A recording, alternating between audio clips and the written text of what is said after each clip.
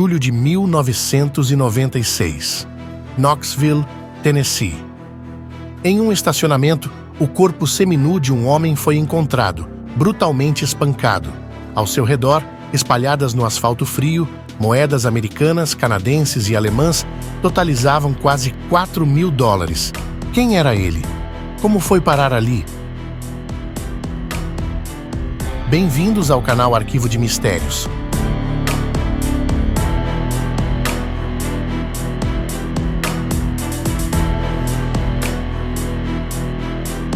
O crime das moedas, o enigma de Blair Adams.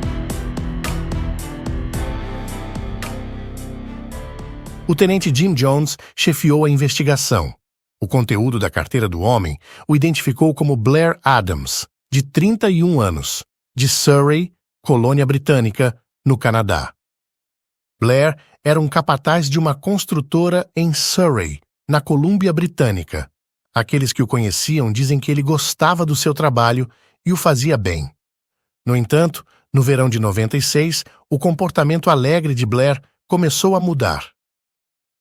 De acordo com sua mãe, Sandra Edwards, Blair começou a ter mudanças bruscas de humor.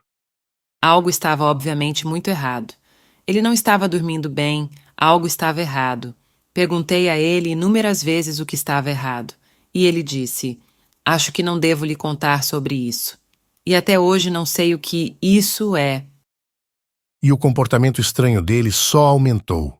Em uma sexta-feira, dia 5 de julho, ele sacou suas economias e esvaziou seu cofre de mais de $6.000 em dinheiro e milhares a mais em joias, ouro e platina.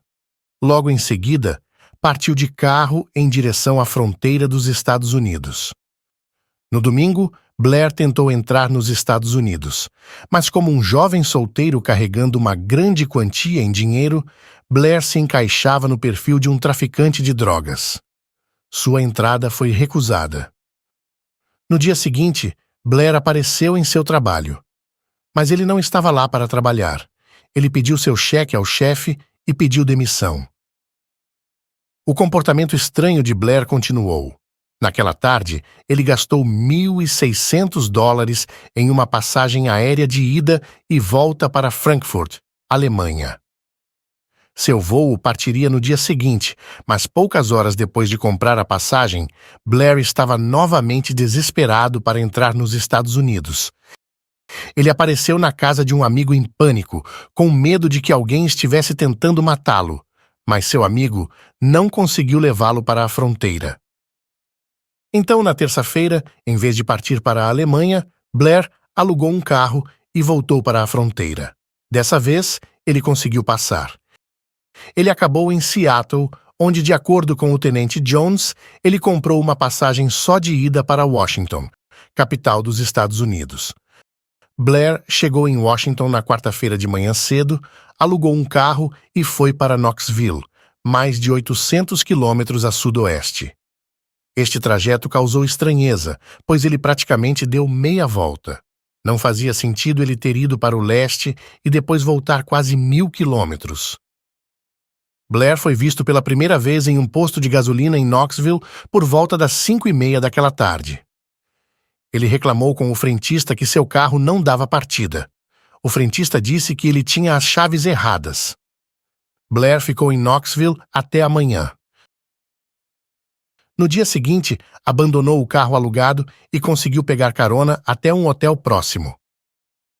Tika Hartsfield, uma funcionária do hotel, lembrava-se vividamente de Blair. Ele parecia paranoico. Ele estava muito nervoso, agitado, esperando que alguém o pegasse, mesmo que não houvesse ninguém lá. Não sei quem ele estava procurando, mas ele estava esperando que alguém o pegasse. A câmera de segurança do hotel mostrou que, no espaço de 1 hora, Blair entrou e saiu do saguão 5 vezes antes de finalmente pagar pelo quarto. Após o check-in, pouco mais das 7:30 da noite, Blair guardou a chave do seu quarto no bolso. Mas em vez de ir para o seu quarto, ele caminhou para fora do hotel e nunca mais voltou. 12 horas depois, o corpo de Blair foi encontrado em um estacionamento a cerca de 800 metros de seu hotel. Ele estava seminu da cintura para baixo. Espalhados ao redor do corpo de Blair estavam $4.000 em moeda americana, canadense e alemã.